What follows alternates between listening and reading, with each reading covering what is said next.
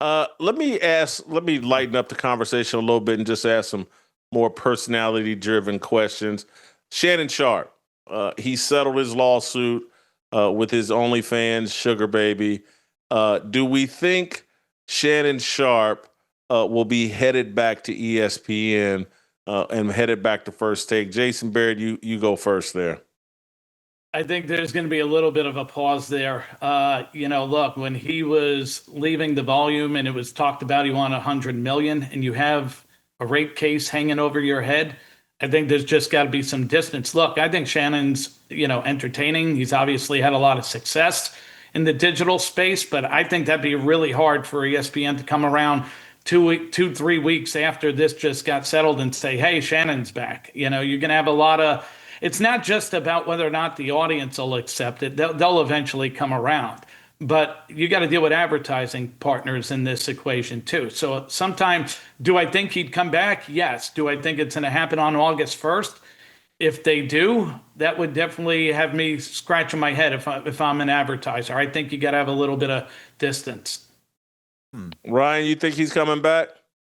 I'd be surprised if he's back on ESPN soon. I don't have firsthand reporting on this. I'd love to. If anyone's watching this and knows the answer, please tell me. But if I had to bet on it, I would bet that he is not back at ESPN this football season, because it's not just the advertisers, as Jason Barrett said, it's Disney. ESPN is still a part of Walt Disney. It's just the mouse, the family-friendly brand. Even if he's not guilty of what he was especially accused of, the lurid details in the released audio, that would give me pause on putting him on the air right now. I think that we see at least one football season without him on ESPN's airwaves, but maybe I'm wrong. Steve, I think they're not. Disney, to me, it's the child groomer network, but why not Shannon Sharpe? But go. Well, I agree with Ryan. You got kids, agree. man. You watch these Disney movies, and you think they're afraid of Shannon Sharpe? Well, Hey, first Steve, of all, go ahead. I agree with a lot of what our previous guests have just said. But I do think, number one, there's a reality, and Jason, me and you have talked about it. His core audience does not care. I mean, let's be honest. They probably care more about the check that he wrote than the actual incident. Let's be honest about that. Number two, I think time is a great healer.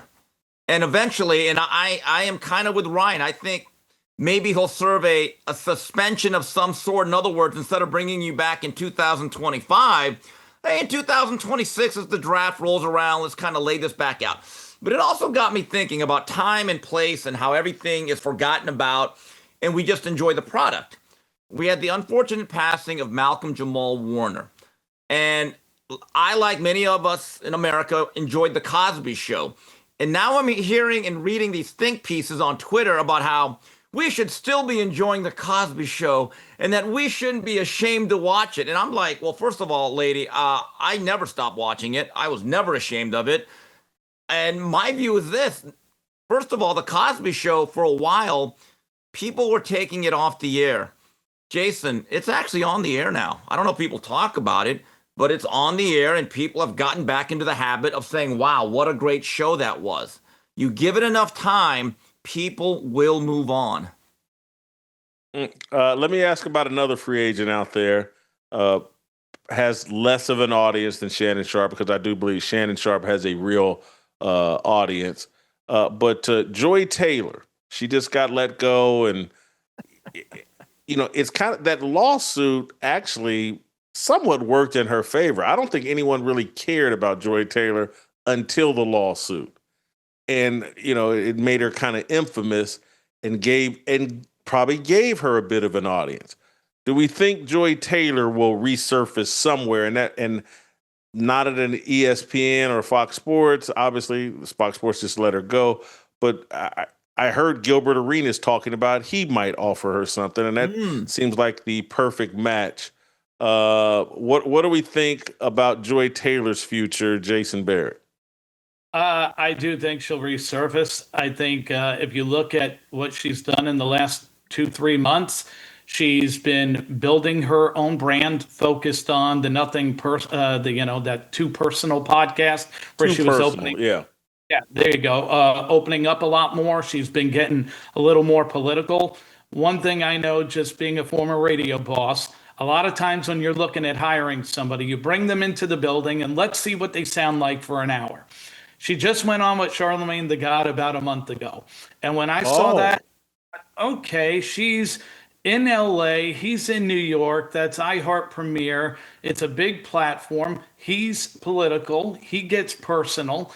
So does she. They don't have somebody with some sports opinions on there. Interesting. Keep an eye on that. I don't know if it'll happen. It might have been a one-off to promote her podcast. But a lot of times these kind of things happen and you go, okay, maybe there's a good connection there and it leads to a follow-up conversation. At worst case scenario, even if that doesn't materialize, do I think she's going to be on ESPN? No. But I've seen Amazon hire people to do shows. Michelle Beadle got brought back. And she's got enough of a digital following that she could go create something and somebody will put some bank behind it. Then it's just whether or not it's impactful, and then that you could judge however you want based on whoever's making the investment. But if we're in a world where DraftKings are going into business with people, FanDuel are spending on people, somebody who's been on national TV with an audience or at least a following is going to attract some interest from somebody. Ryan, let me narrow or give you a couple of options here because I really like the Charlemagne option that and Breakfast Club or what is it called? The Breakfast Club? Breakfast Club. Breakfast Club option. I like the Gilbert Arenas option. I like her staying solo, but there's also potentially Dan Le Batard. She's from Miami. Maybe she circles back to Dan Le Batard. And we have to remember, Vivid Entertainment is also out there and available for Joy Taylor. Of those options, Ryan, what do you think? Yeah, I mean, I think Meadowlark is a good one that I hadn't thought of. I think that she'll be primarily a digital talent, at least to start, and her work is going to cross over between sports, politics, entertainment, and her personal life. Look, if awful announcing didn't exist, I don't think I would hear anything that she says in the next year or two. But because they aggregate everything, and I say that somewhat admiringly, I think that we will be hearing from her at least like a little bit in the sports space. But yeah, she's going to be fine. I mean, she's got a big enough individual brand. As Jason Barrett said earlier, we're in the attention economy. She's going to draw engagement across YouTube and various social platforms, Instagram, etc. And so she's going to continue to have a career. And in a way, this lawsuit probably was like bizarrely good for it. Yeah, I think it was really good for her. And look, she loves to talk about her sex life. And so somebody call her auntie, call her mama. She's trying to piggyback off that call her daddy deal. So who knows? Maybe even Barstool may have an interest in Joy Taylor. I'll bet you know on that one. Sirius XM. How too, come? Just Why say you I'll say bet no? No on that. Because if you look at the people that Portnoy has brought in recently, he got burned on some like pre-existing celebrities who aren't all in on the Barstool brand, like a Michael Rappaport, for example. And I think that I haven't talked to him or anything about it, but just observing them closely, I think that he does not want to bring people in there that are A, not bought in on Barstool, and B, that he could see as like a potential liability in the marketplace out there complaining about him. I know what that feels like. If you enjoyed that video, be sure to hit the like button and subscribe so you never miss a moment of Fearless.